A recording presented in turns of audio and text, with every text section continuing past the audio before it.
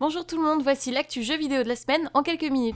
On commence avec Civilization 6 qui a dévoilé lundi 2 vidéos riches en gameplay. On y voit notamment l'apparition d'un système de quartier pour les villes et des contraintes de terrain pour certains bâtiments. Theodore Roosevelt sera le dirigeant américain et parle un petit peu des spécificités de sa nation.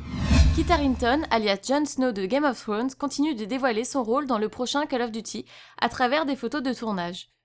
Il y incarnera le chef du Settlement Defense Front, ennemi principal de ce prochain opus.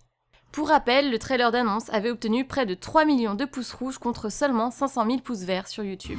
One Piece Burning Blood a demandé à ses joueurs de voter pour les personnages jouables du prochain DLC.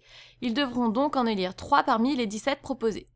Si vous voulez voter, le lien est accessible dans la description de la vidéo. L'éditeur de jeux français Ubisoft a 30 ans cette année et décide de le fêter en offrant des jeux à ses joueurs.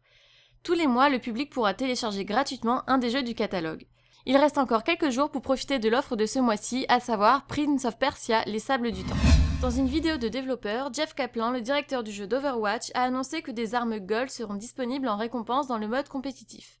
Ces armes s'obtiendront en fonction du classement par victoire, mais aussi via un nouveau système de classement par le skill sur lequel Kaplan reste encore assez discret. D'après Alan Yates, un employé de Valve, un tiers de la compagnie travaille aujourd'hui sur le futur Gear de réalité virtuelle. C'est donc une part significative des 350 employés qui est mobilisée autre part que sur les jeux, aux grandes dames de ceux qui attendent toujours Half-Life 3.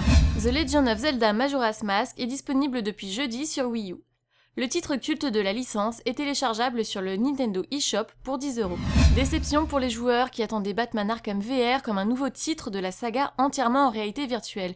Il ne s'agira en fait que de l'adaptation de quelques phases d'enquête pour le casque PlayStation VR, avec une durée de vie d'environ 1h30. Malgré son échec commercial aux États-Unis et en Europe où il était déficitaire et cerné par les critiques désastreuses, le film Warcraft a si bien conquis la Chine qu'il est devenu l'adaptation vidéoludique ayant rapporté le plus à ce jour. Le film y a rapporté 140 millions d'euros en 5 jours pour arriver à 377 millions de bénéfices mondiaux, soit 1 million de plus que le précédent record tenu par Prince of Persia.